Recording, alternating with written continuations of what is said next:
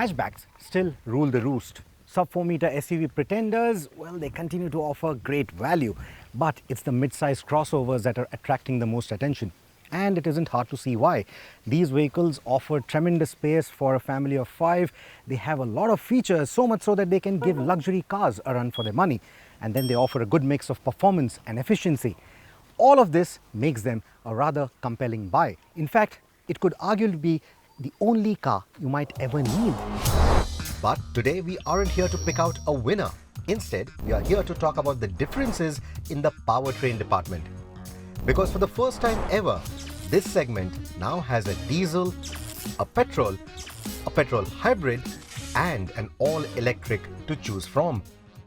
Diesels seem to be a dying breed right now. The government policies are simply not favoring this fuel type anymore. For all you know, they might just ration the use of diesel for private vehicles or ban it altogether. Delhi is a very good example. Now, whether or not that happens, making sure that a new age diesel is clean enough to comply with the new age stringent BS6 standards, it becomes quite expensive, which is the reason why you will see a lot of car makers are shying away from this particular fuel type. In fact, the fuel is also getting quite expensive. So even if they make a clean diesel, it may not make economical sense anymore.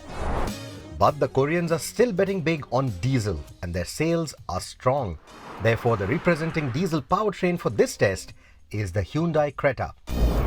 So in the BS6 era, now with the phase 2 of it kicking in, the emission norms have become a lot more stringent. So the larger diesel engines from, say, the Harrier, the Compass, they are still able to somehow make the cut. But the smaller engines, like the 1.5 diesel from Honda, for example, that is feeling the brunt of it. In fact, that has to go, which is why you don't have the diesel engine in the Honda City anymore, or any of the Honda cars for that matter. But the 1.5 diesel from the Koreans in the Creta or in the Kia Seltos, that is still able to make the cut. Plus, these two cars have the volumes, so they can still make the changes that are necessary to make this diesel engine compliant for the phase 2 norms and still make some economic sense out of it. That is why the diesel soldiers on, and that is what we have here for this test. So this 1.5 diesel that does duty in the Creta is not just clean enough for the BS6 phase 2 standards, but also continues to remain one of the punchiest 1.5 litre diesels around. It's also extremely refined. Of course, in this company of petrols and electrified vehicles, it does feel a bit noisy and coarse, but for a diesel by itself, it's superbly refined. It continues to offer excellent economy. And if your driving trend includes a lot of extra urban or highway runs, the diesel could still make a lot of sense for you. Its running costs may be slightly higher than a hybrid and not even in the same pin code as an electric, but the Creta diesel still has an advantage with its outright range and high torque delivery. Add to it excellent gearbox options, like the manual here has slick throws. If you go with the automatic, it's nice and telepathic, it's quick as well. So those gearbox options combined with a supple ride, taut handling dynamics around winding roads like these, combine all of that and you have a car that feels premium, whether you're driving it in the city, out on the highway, or even around the twisties. The Creta, like the Kia Seltos, comes loaded to the gills with new age creature comforts and features like ventilated seats, branded audio and connected tech with over-the-air updates. The Creta has one of the roomiest cabins too, while providing a large boot space that pips the Hyryder and the Taigun.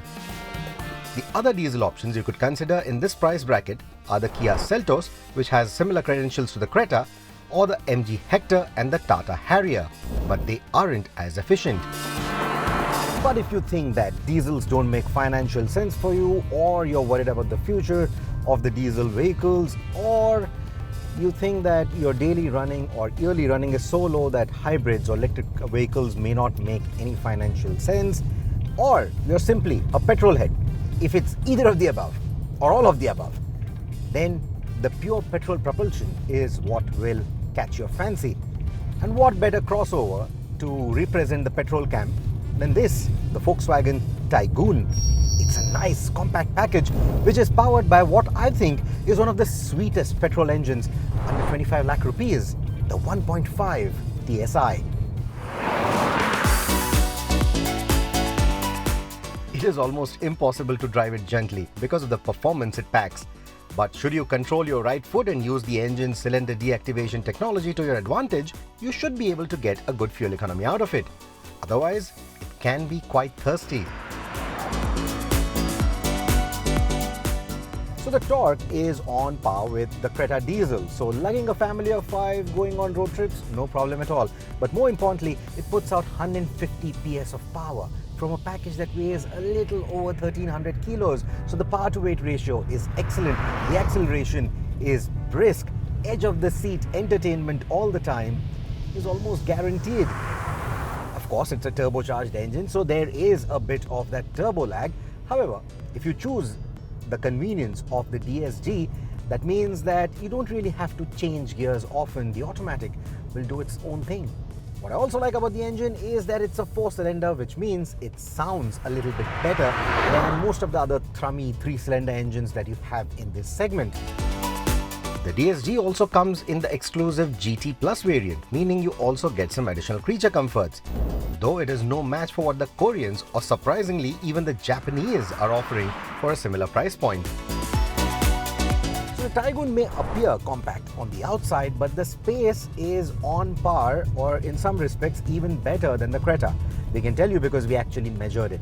In terms of the seating comfort, I quite like it. Maybe people with a larger frame than mine might find the contouring, especially of the front seats, to be a bit intrusive, especially around your shoulders. But otherwise, I quite like the seating comfort. I also quite like the ride quality on the Taigun. You could also choose the Kushaq with similar engine and credentials, or you could go with the smaller 1-liter engine of the Kushaq or the Taigun. But despite being of a smaller displacement, it is thirstier than the 1.5 and certainly not as much fun to drive. Your other alternatives are, of course, the petrol engines in the Kia Seltos or the Hyundai Creta, but definitely avoid the petrol in the Compass. That's a big no-no. You also get a decent petrol engine in the MG Hector. However, if you want that performance, the technology, and a sweet sounding engine all in one package, it's this one to go for.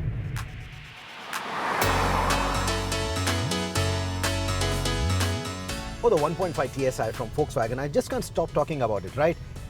It will ensure that if you are even this bit of a driving enthusiast, it will always plaster a smile on your face. But don't shun the electrics.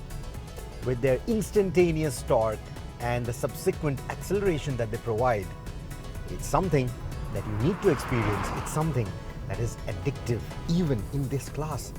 In fact, this car will always ensure that it still gives you more laughs than something like the Nexon EV. This is where the fun of the electrics actually begins and just gets better and better as you climb up the ladder.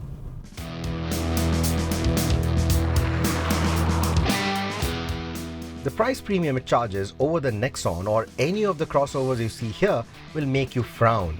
But this electric will pay its dividends in the long run should you be an early adopter. From getting off the mark to driving in the city, driving out of your neighborhood, going onto the highway, driving out of the twisties, it's an electric, so it's all silent.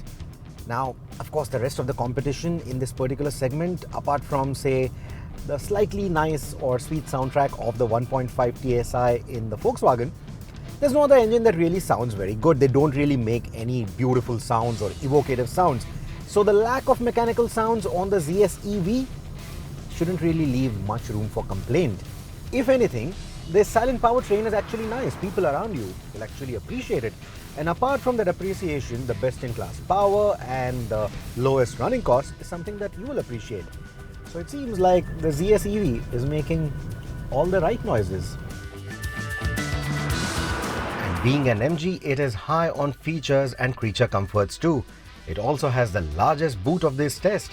So even short road trips to outskirts like these are doable as long as the roads are good, because the ride quality is pretty firm. But short is the keyword for your road trips here, because as per our tests, a 300 odd kilometer range at best is what the ZS EV might give you. So if you are going to have to travel longer than that, if you frequent the highways often, if you shuttle between cities often, then at least in this particular price bracket, the electric powertrain is not for you.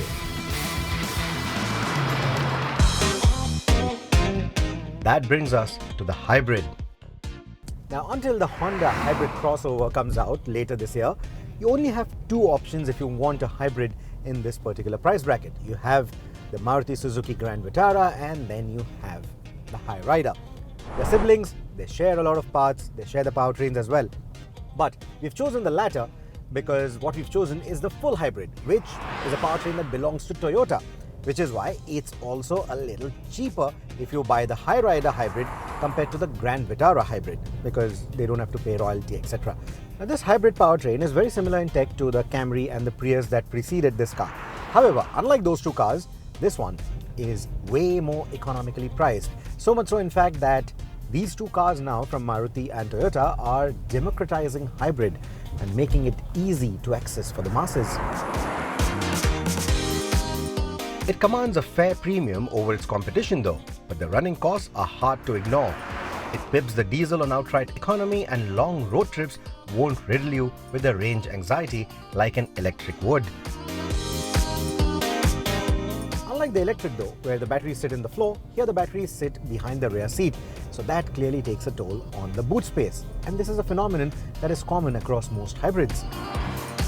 But the flip side is that the ride quality is better than an EV like the ZS, which doesn't come with adaptive dampers given the price constraints. And because Maruti and Toyota are already doing large volumes with these two models, they have also been able to offer features and creature comforts that are on par with Hyundai or Kia. Yes, I know it's not an outright comparison, but if I had to pick out the best looking vehicle, not just in this comparison, but out of all the crossovers in this price bracket, I think it would be the Hyryder. It looks sporty and still manages to look so elegant. Just don't buy it in white, the blue looks better. But as we mentioned right at the beginning, this is not an all-out comparison of the models, it's more to do with the powertrains. However, if you do have any questions about either of these vehicles in terms of their driving dynamics, features, looks, etc., do put it in the comment section below, and we will love to answer you and help you out in making a more informed buying decision. Let us crunch the numbers now and see which of these cars or powertrains will make the most economic sense for you.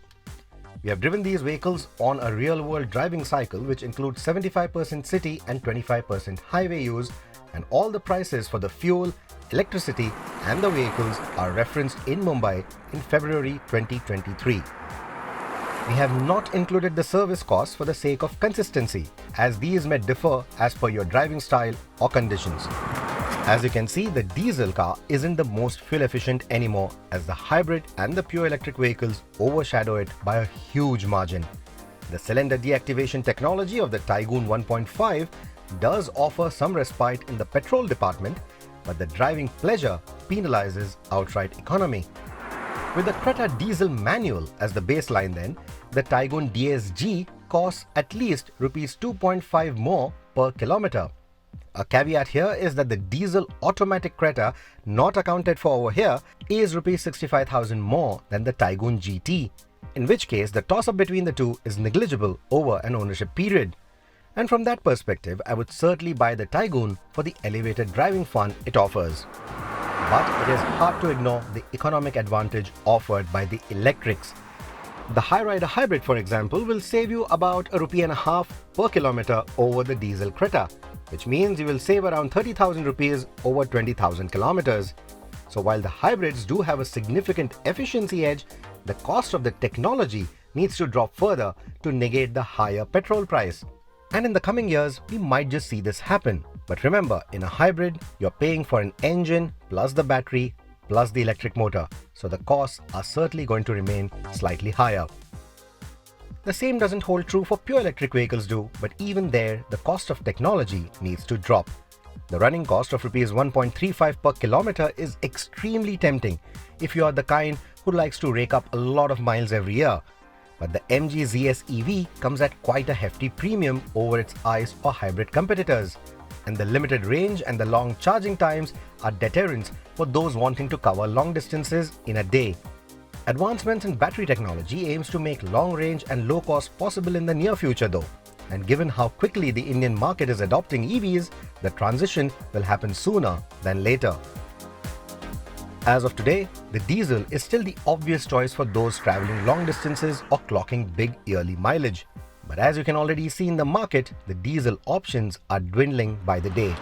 In such a scenario, you will either want to be an early adopter, face some infrastructural challenges and move to electrics, or side with the petrol powertrains and enjoy their refinement, sounds and mechanical connection while they last. Or if you would ask me, I would simply choose a hybrid in the current scenario and get the best of all the worlds. So if I had to pick out a car out of these four, it would be the hybrid, either the Toyota Hyryder or the Maruti Suzuki Grand Vitara, whichever you prefer in terms of the styling. But tell us, what would you choose? Which car out of these or which powertrain would you go with and why? You would be intrigued to find out. Let us discuss it in the comment section. Thank you so much for watching.